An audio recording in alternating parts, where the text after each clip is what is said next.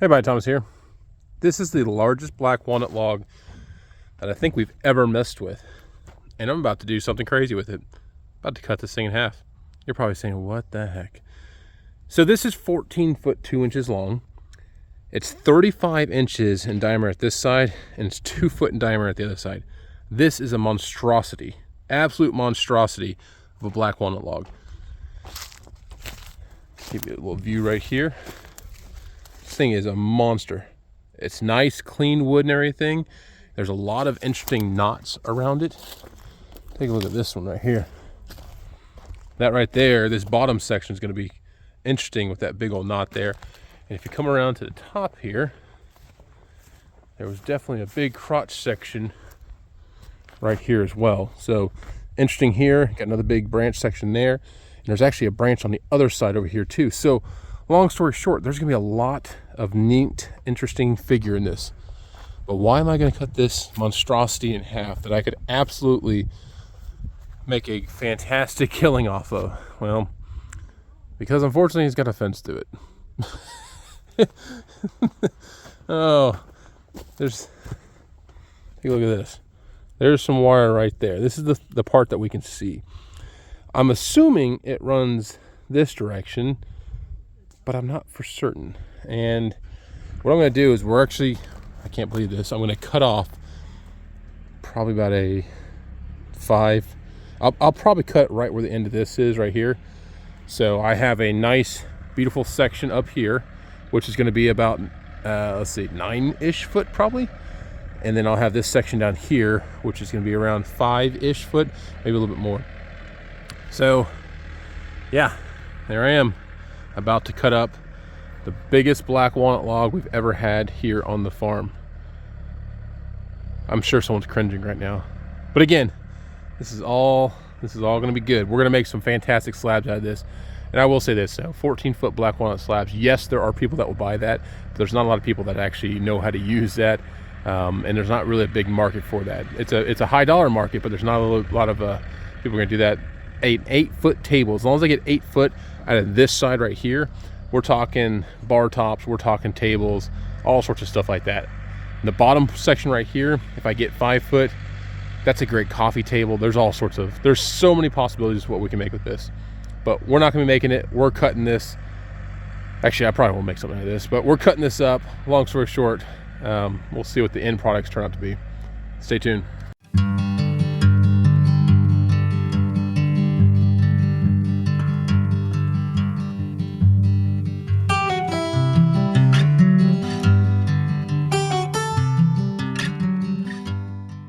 All right, folks, take a look at that. That is 27 inches left to right, 27 and a half, and then 26 and a half up and down. That's a giant piece of wood. And that's only one section of it. So 27, let's just say it's 27 inches, and the other side's 35. And this was cut at 5 foot 7 inches because we just got a message from someone. They looked at this log previously. He wants to make a round table, and I don't understand exactly how he's going to make said round table, but he needed 26-inch wide pieces. So this right here will be 26 inches wide, and he needs 5 foot. So I've got 5 foot 7, something to work with.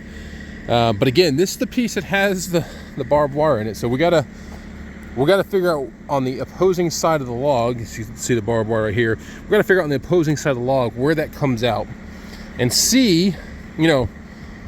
I would assume. We all know what assuming means, but I would assume that barbed wire, or that wire, if there's any more in there, they should all be running the same direction. If I can find it on the other side, kind of level it out on the machine and everything, I think we can cut that section out of the middle log. Maybe make a mantle. This would be a hell of a mantle. In fact, we make a couple mantles out of the center of this. But if we get our slabs above and below that mantle section, it could make us steer clear of this barbed wire. I can finish up a mantle with wire in it. I have some techniques and some tools that I use for that, but we'll see.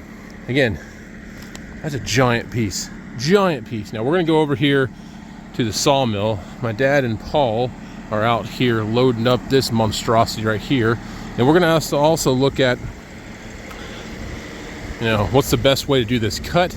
I've got some ideas so we can incorporate most of these crotch sections as possible. And also, let me run the numbers. I'll throw it up on the screen here of how much this section right here is. This is over 8 feet. I think it's like almost 8.5 feet or something like that. And we know it's 27 inches on this side, and we know it's 24 inches on the other side. So let me go ahead and run some numbers, see what this is, just on a log scale and everything. And yeah, let's get to cutting.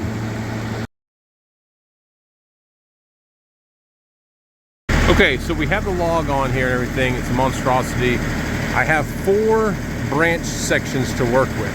So you got the 2 here you can see. You've got 1 here on top, and there's 1 about midway on the back side there as well.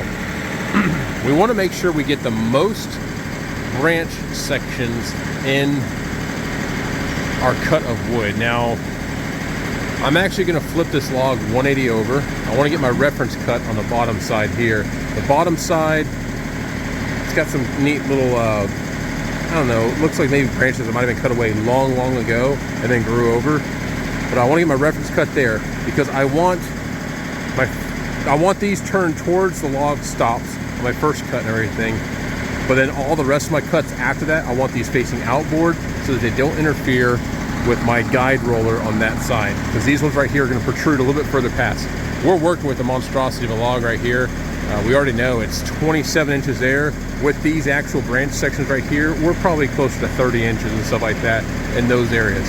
So let's go ahead and turn this log 180 over. And I'm going to go ahead and do a time lapse of our, repositioning the log, the initial cuts where we're going to do our reference cuts and everything, and then we'll get back to talking.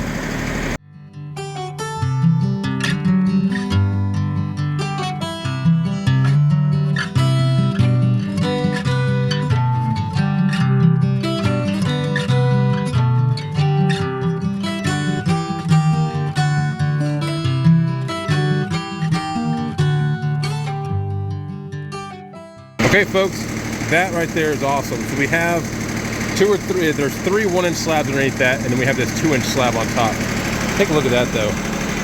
Isn't that gorgeous? You really got to watch your cuts and make sure you're utilizing the most unique portions of that wood. So let me kind of tell you about what I'm doing here. We've done our reference cuts. We know that there's metal on the other end of this. Now I could see a little bit of bluing there. I don't know, we'll see. Anyways, I've made a pretty deep reference cut on this side, and the reason is because I don't want to have to turn this log anymore. And the orientation I have the log, again, we're going to maximize this crotch section right here and the 3 other on the other side. We're yielding some really pretty wood. Now this is plain sawn right here. This is an outside cut and everything. It's going to have all that cathedral going on, but it absolutely looks gorgeous. That was slightly over 2 inches because I did a double 1-inch punch on the computer and everything, so it takes into consideration the curve. Let's just say that's 2 1/16 of an inch thick. I'm gonna go and flip this over. I'm gonna go on to a 2. I might even be on a 2 1/4 inch. Yeah, we'll see. Anyways, I'm gonna flip this over only one time because I don't want to mar it up in my log turner. And I have enough on this side right here that I will be able to stop it just with the little bunks right here, these little red things right here.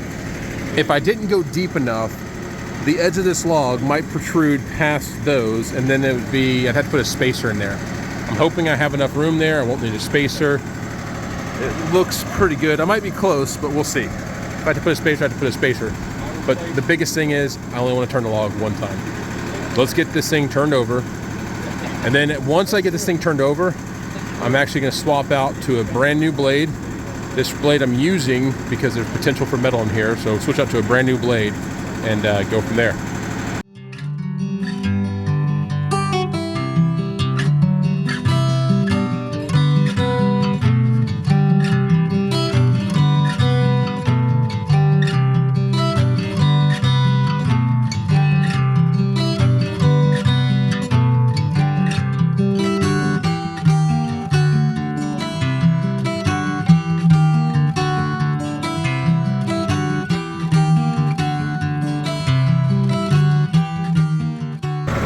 Okay, so the blade has been changed out. We got that Ripper 37 7-degree blade on there and everything. We're gonna continue cutting on this black walnut. I'll continue to cut it down until about probably the last two cuts. I'm gonna be cutting it at 2 1/4 inches, and we will look at the wood that we currently have on the ground here, which you can't see, and the blade we currently have on there. Now this is just the initial test of this blade. I've never run this blade and everything. I am running the tension a little bit higher. I'm running at about 1300 psi. I usually run 1100 psi, but at 1300 psi, just because we're dealing with 28, 29 inch diameter cuts. So there you have it. We're gonna go ahead and cut this. I'm very excited. This is gonna be some gorgeous black walnut.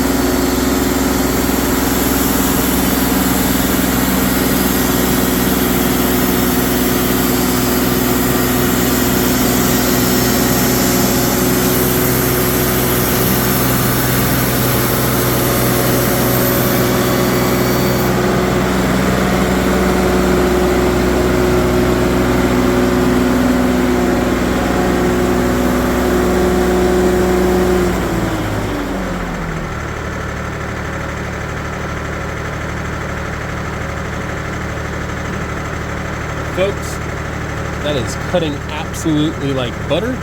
As you can see, just a few minutes into this, we've already cut 4 of those beautiful slabs. I think I'm going to cut one more time, and then I'm going to switch out to the old blade because I just don't trust that black spot on there.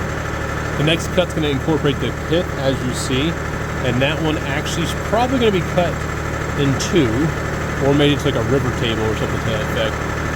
All right, we'll do one more cut on this right here, and I'll throw the old blade back on just because I'm not trusting that section right there. I see discoloration. Discoloration seems like metal. And everyone's probably wondering, well, why doesn't he use his metal detector? Well, it's up in Wisconsin, which is completely opposite from what my last video was. And my dad's metal detector is not working. It's saying there's metal everywhere. So something internally is wrong with it. So it's gonna do one more cut. Then we'll get some of these slabs off here, but this is absolutely cutting like butter. I'm watching the engine usage. I am like at 55% maybe. So I could cut faster. I think I'm cutting decent speed because I'm cutting over 30 inches around this section right here. And I do not see any deviation at all in that blade. I'm very, very excited about that because whenever you're cutting black walnut this size, you want to make sure your cuts are as pristine and as clean and straight as possible. All right, let's get over there, cut that one more slab out of there, and then let's see if we got some more metal in there.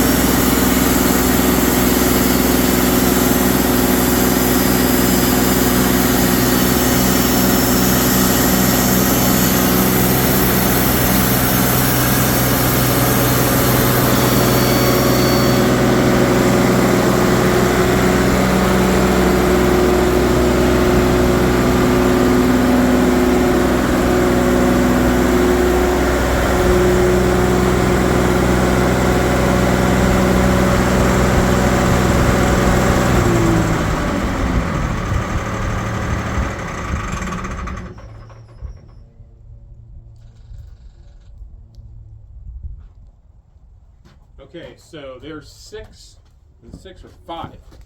There's 5 beautiful slabs right there. They're all massive. We're gonna go ahead and take some of these off, take a look at them, everything. I'm gonna throw the old blade back on there because like I said, I'm just not trusting that little black spot I'm seeing there. But yeah, it is cutting like butter, absolute butter. I cannot wait to see what these cuts look like. So let's go ahead and throw these onto the forks. We'll get them out here into the sunlight, and you could sit back, relax, and see some beautiful black walnut. Okay, so we flipped over this slab right here, and it's really cool. I have help doing my video, so they're actually going to go over there, stand up those absolutely heavy slabs. I don't even know how heavy those are. They're probably close to 200-ish pounds each, maybe more. Yeah, so they're going to go ahead and do that while I go ahead and work on this. Now, the area in question, you can kind of see it, is this black spot right here. I'm just not trusting this section right here. There's something here. So we're going to throw an old blade back on because this blade that I have on here, it is cutting like butter. I don't want to ruin a good thing. I want to keep a good thing going. So yes, this is kind of like silly that I'm swapping an old blade back on, but yeah, I don't want to risk it. So let me throw in a time lapse. I'll throw the new blade or the old blade back on. We'll make this last cut, then we'll go over there and show you how freaking gorgeous this black walnut is, folks. This is it's one of my favorite. Wait till you see all these notches and stuff in there.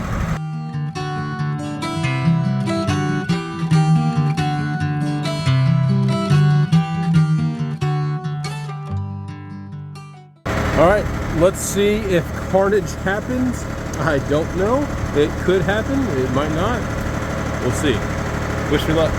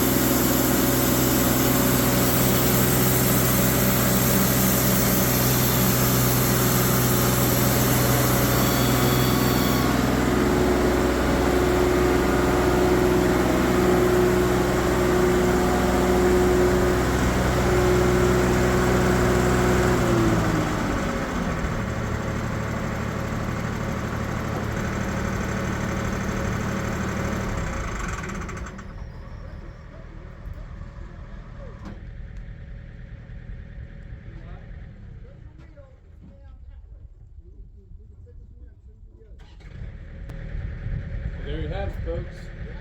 No carnage. Surprisingly, I was so expecting to hit something there.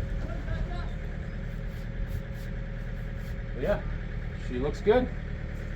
I'm thoroughly impressed, but you know, it's better to be safe than sorry and not take that risk.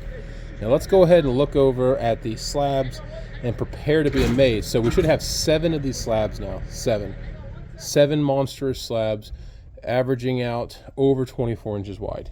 That's phenomenal. All right, folks, that's pretty massive. Now we have these at less than a 45-degree angle, so this doesn't show you the true size comparison, but what I'm going to show you is I'm going to throw some water on here, then I'll actually get up close and personal so I can show you these. These things are massive. I don't even have enough in this pail right here to go ahead and throw one on here.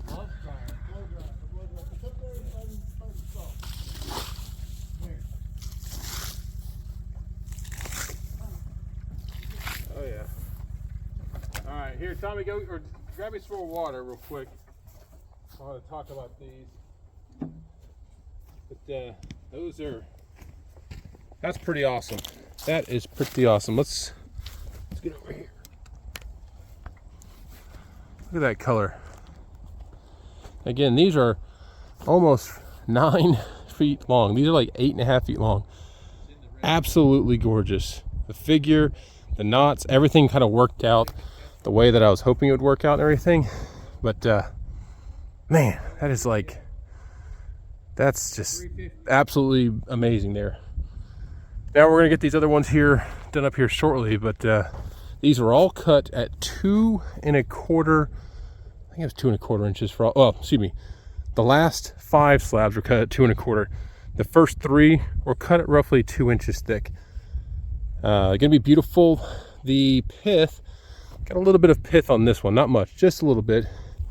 A little bit more pith on, excuse me, this one right here. This one pretty much cut the pith right in half.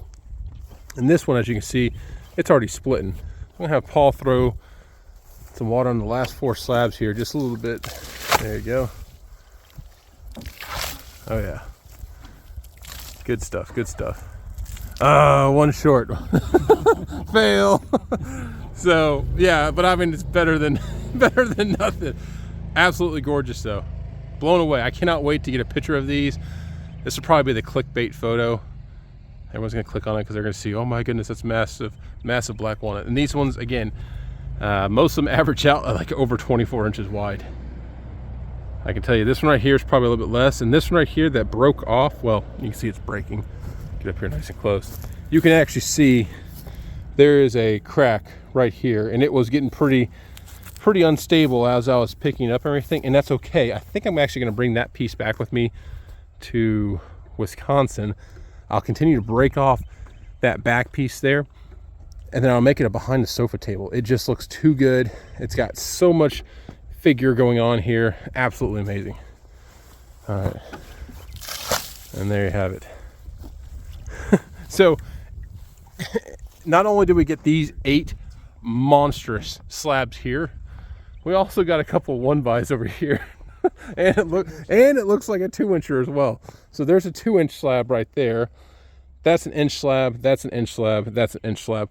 So there's 4 more slabs over here. That's 12 slabs that came out of this giant black walnut log, the largest one we've ever cut on the farm, hands down. And as you saw, blasphemy, I did cut it in half, nearly in half. I mean, it was just over 14 foot. Very impressed with the Ripper 37 saw, the blade there, excuse me. That blade performed like it was cutting through butter. I did throw the old blade on there just in case, because I thought this slab right here at the top, I thought it had a nail in there. It didn't, but yeah. Probably from that crack. It's on the opposite side of the crack, so I don't know. But again, folks, please like, subscribe. These right here, gorgeous. We're gonna sell some of these and we're gonna work some of these. I'm just blown away at how good these look. So I'm gonna take some pictures, and maybe this will be the clickbait that'll get you to click on this video. And I do ask, please like, subscribe to this video. If you like to do anything with sawmills or woodworking and stuff like that, or if you're interested in anything, check out my other videos where we talk about saw blades, we talk about blade tension, we talk about other sawmill manufacturers out there. And eventually, it'll be this winter, but I'll put a video together that kind of ranks out my favorite sawmills at each price point, if you will, because there's a lot of them out there. We've owned 8 sawmills, and there's a lot of great ones out there. All right, we'll see you around. Thanks.